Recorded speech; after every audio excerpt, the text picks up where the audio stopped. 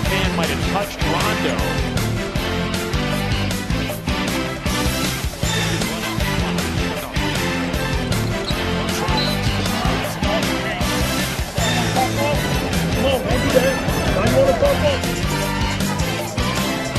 Bing bong! New York is fucking back! Welcome to All Caps. The season is back, and we started the way we start every season with Stephen A. Smith ritually tweeting, "It's time for NBA Clunt Dune. A new era begins now on ESPN." Let me just say, one of the biggest flexes in media history to tweet, "It's time for NBA Clunt Dune," and leave it up. Do you know how many people right now at the Mouse are like, "Hey man, it's a new show. This is very important. We're moving into the post-Rachel era. We need to promote this." Sure, I got you. It's time for NBA Clunt Dune. Can you take that down and put up the correct one? No. I just recently was at a coffee shop talking to the regular people in America, and they, almost to a person, have just been talking about several things. One, Dave Chappelle's special, and two, that the Knicks are back. Baby! New York is fucking back! Knicks are here, baby! The Knicks are fucking here, baby! Fresh out the garden, baby! We're taking it all the way! We had de Blasio, we had Cuomo, it was rough shit, but we have the Knicks! The New York Knicks run New York City! Can we just talk about the fact that I have no idea what Desus said? He's the most famous guy in this. Unclear what even he said. The New York Knicks run New York City! Does the New York Knicks run New York City, I think. Here's the earworm of the entire video. Tell me a little something, KD. Don't you regret not coming to the Knicks? Don't you regret not coming to the Knicks? Let's go! I have been unable to say Knicks without saying Knicks. There's gonna be riots after every home win. And the good kind, not the Kyrie let him play kind. So the Knicks are good. They recently beat up the struggling Philadelphia 76ers. You know, Ben Simmons' 5 points really would have made a difference in this game. And here is Emmanuel quickly making Tyrese Maxey fall down. 5-10 shooting. He's knocked down 1-3. Worldwide Wob, he's got almost 1 million followers, 785,000 followers. He follows 754,000 people. I love my guy, but he didn't do it organically. Let's just put it out there. Whoa. Okay? Whoa. I'm just saying. Whoa. I'm just saying, you follow 250,000 people.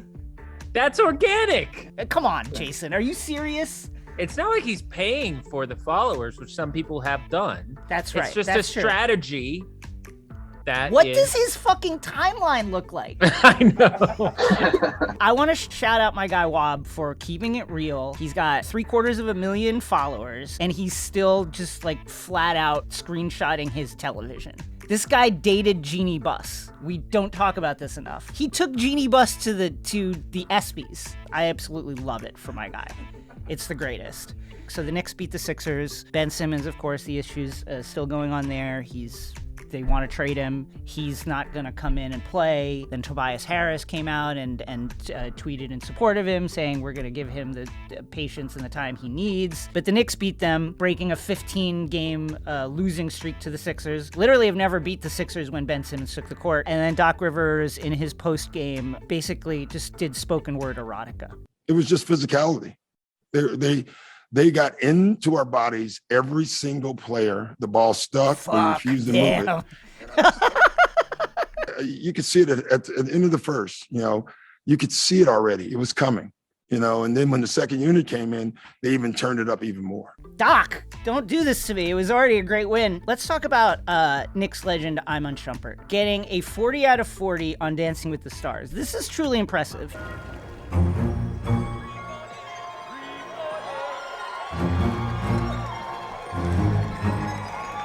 Is it not fair that, one, he's a professional athlete, so that he's going to have like a higher level of body control than your average Dancing with the Stars contestant? And two, he's married to Tiana Taylor. He literally can't come home if he bricks this. I disagree. Great. I also disagree. I was just putting it out there to see who would fall for it. Also, the other thing that's really impressive about this is he legitimately could have killed Daniela 3 times during this routine. He throws her all around. Whoa! Okay, so I would like to now introduce my my theory of the Ultra win. Here's the thing. I think the Knicks should be able to claim this 40 for 40. I think that the Knicks should be able to put a banner up in the arena that says, Iman Shumpert, perfect score, Dancing with the Stars, and it goes up. I call this an Ultra win. If a player who played for your team, retired player, goes on to do something really cool, I think that you should be able to claim it. KG and Uncut Gems, I think the Timberwolves should be able to put that up. KG with a legitimately star-making performance in Uncut Gems. Put that in the rafters. Well, and finally he's won something for them, so that's good. They can shut the fuck up about that one. What else? Tony Romo. Tony Romo almost played for the Mavs in a game. That's an Ultra win. Oh, Does big everything Tony Romo... I think Tony Romo counts as a Mav because he wore a uniform once. He would have been in the game if the league had let him. Kevin Johnson becoming mayor of Sacramento for the Kings. Listen, there's only one championship. That's it. Is that fair? I don't think so. There's not a lot of like other fun... Like we don't have the mid-season tournament. It's not here yet. So how do we count these other metaphysical wins? I would say that we do it via the Ultra win. That's all. Ben Simmons continues to hold out and people continue to have opinions about it. Here's Charles Barkley, who once upon a time played for Philly, but then notably forced his way to the Suns. Charles Barkley said, if people are yelling at you to get better in basketball, you should get better in basketball. I don't know if that's particularly the formulation I would use. People yell a lot of shit. That doesn't mean you should do it. I mean, he should do it because he's getting paid like $180 million to be good at the thing. So that's why he should be good at it. Not because like some idiot's like, hey, be good at basketball, man. Oh, here's a bit of prescience from the guy Jonathan Givony.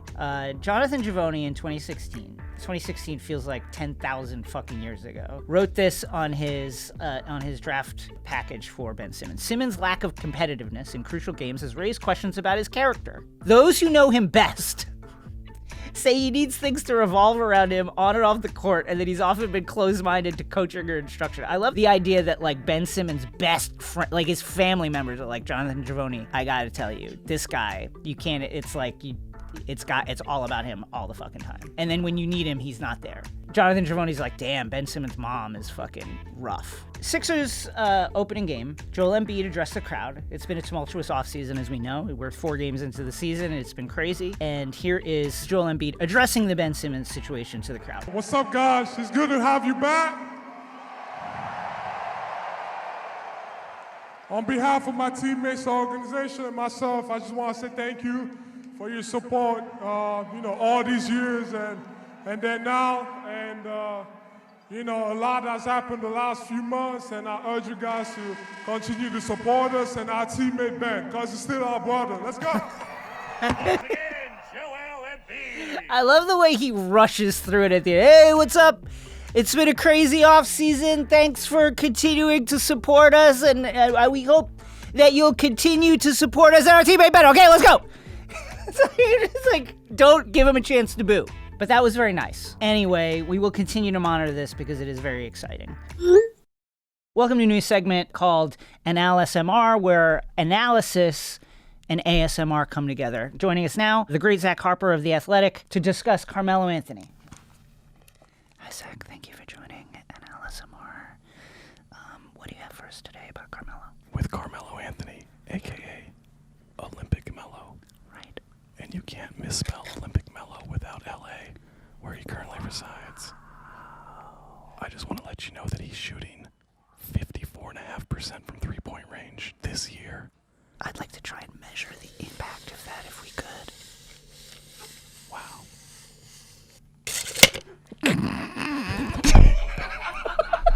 Continue, please, Zach. This is so informative. Now, when you have Russell Westbrook on a team, outside shooting becomes pretty fucking important. I agree. Now, what you're seeing from LA so far this season, how can they integrate Russ and Melo into a lineup in a way that allows the spacing to open up for Anthony Davis and LeBron? We need to get the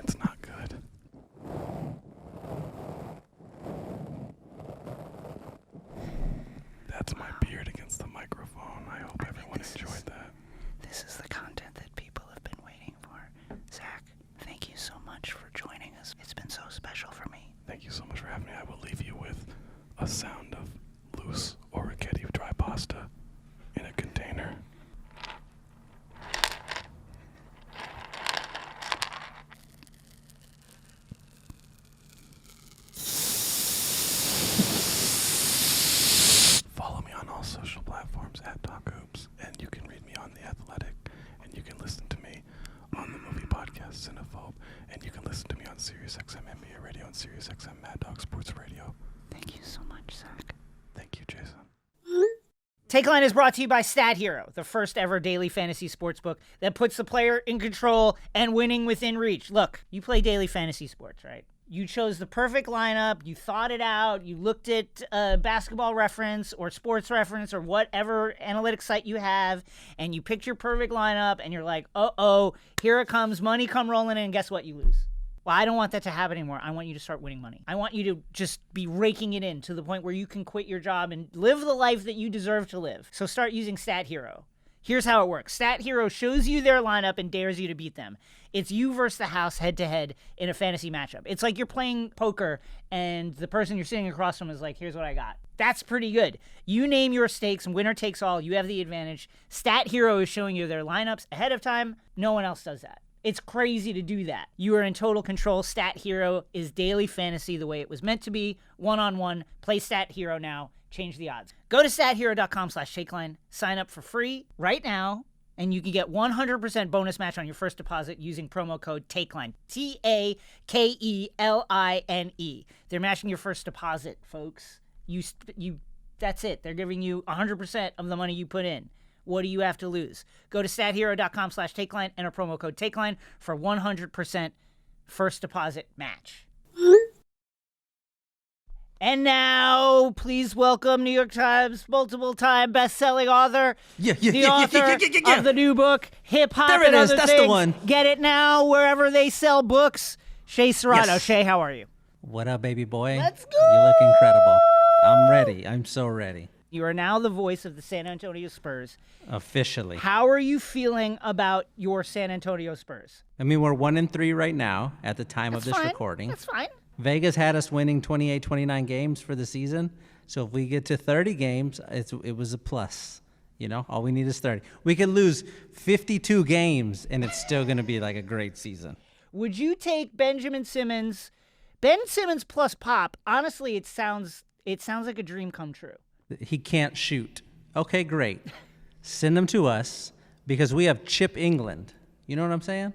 We have Chip England. The great Chip England. The greatest shooting coach of all time. Tony Parker couldn't shoot before he got to us, and see how that turned out? Finals MVP. Kawhi Leonard couldn't shoot before he got to us. Finals MVP. Ben Simmons, come on home. I love it. Come home, Benny. You're going to be great. Shay, you recently wrote this book, Hip Hop and Other Things. People may not know about it, but we want to make sure that they know about it. Tell people why they should buy this book. They should buy Hip Hop and Other Things because this is the greatest book that's ever been written. It is true. It is the greatest book that's ever been written, and it's changed It's been out for one day, and it has changed literature as we know it. Right now, I'm looking out of my window. There's a plume of smoke in the air because they're burning all of the other books in San Antonio. They're done. This is the only book that's left. So that's why you should. I mean, I don't even have to tell you to buy it. You kind of have to buy it. You have to buy. I mean, that's the thing. We don't want to shock people right now. It is true that there will be a book mandate regarding Hip Hop and Other Things with an extra addendum about your back catalog. But you should buy it now before you're forced to buy it, because if it gets to the point where you're forced to buy it, that's what I think. You might have to. It gets weird. Yeah, it gets weird then, but that's fine. Shay, thank you so much. Thank you. Thank you. Let's go to the scroll where the greatest active NBA player who is on social media, KD, the most online player in the league, squared off against Dragonfly Jones, social media legend. Here it is. Dragonfly quote tweeted Andre Iguodala saying, "So y'all saying Kyrie Irving ain't top 75? I agree, he's top 20 at least. All time? Top 20 all time? I mean, I'm not saying he's not of his era. He's like top 5 probably, but like top 20? Kyrie seems to be a hooper super, but I love Kyrie's game, but hoopers love Kyrie's game. Kevin Durant, because you are casual. Let me just say this about Kevin. Casuals pay the bills, man. There's a lot of people. The hardcore people, there's like 5 of them. Everybody else is a casual, and that's where the money is. Dragonfly Jones, you a fully vaccinated casual. That's brutal. Of course, the reference here is to Kyrie Irving, who is unvaccinated and is causing a riot before every Nets game this season, I guarantee it. The Mavericks have seized the means of production. So the Mavericks have a new coach, Jason Kidd, and they have a new leadership structure, and it is a leadership council of 3 players, and it's Luka, good. Tim Hardaway Jr., that's fine. Kristaps Porzingis. Now, let me ask you this, Jason, as a Mavericks fan and representative of the Dallas Mavericks here on the Zoom. You're currently dealing with the effects of your booster shot. Congratulations on getting that booster shot. You look great. You look more handsome than ever. Thank you. Why is Luka a coward? Why is he afraid to lead? Why can't he just, shouldn't he just be like, leadership council, schmeedership council, it's me? Luka's not a leader yet, because he's not. Okay, well, yes! Stop! Okay, we're done. No, Luka's not a leader yet. He's still in the phase of, I just love basketball and I just want to play basketball. That's the phase of life he's in right now. Okay, great. Jason Kidd, the new coach of the Dallas Mavericks, one of the most brilliant coaching minds in the NBA right now. He played all 15 players versus the Rockets. If the 3-man leadership council was like, yo, I want Charlie the popcorn guy to get 5 minutes at the end of this game, would Jason Kidd do it? Probably. Must abide. The NBA is the greatest sport in the world. That's all. Here is Nikola Jokic getting wrecked by the pride of Finland, Lauri Markkanen. Ah! Lauri Markkanen coming over from Chicago. I don't know, what was that, white on white crime? What do we say about this? That was, he finished him? Cavs, call me. Every time Lauri Markkanen dunks or hits a big shot, finish him! Come on, guys. I've done it again. So this pass happened, and I was like, I don't even know what this is, and people were like, oh, come on, it's not that big a deal. It goes in front of one defender, and then, like, behind the other defender. That's like that's actually like legit, you don't throw that pass. That's a bad pass. I mean, why would you even be looking? There's 3 defenders between Jokic and the opposite corner. You don't throw this, and he threw it. It goes in front of his defender, behind the middle defender, and then hits MPJ right in the pocket. And let me say this. MPJ should be cut for not hitting this shot. Like, he should be fined and cut from the squad. This is up there with Rafe LaFrance bricking the elbow pass. Anyway, great. That was great. So here is Lethal Shooter, shooting coach, 7-year pro, 1.9 million Instagram followers, and here they are shooting underwater.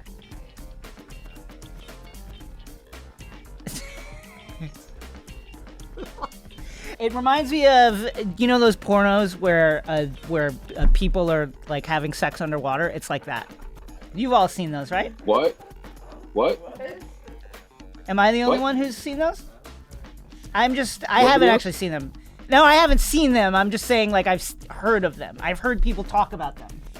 Oh. Just, yeah. I have never subscribed and or watched stuff. I don't know what they are. They do them in 4K and with full VR immersion also. There's an immersive VR experience also, I've heard. Anyway.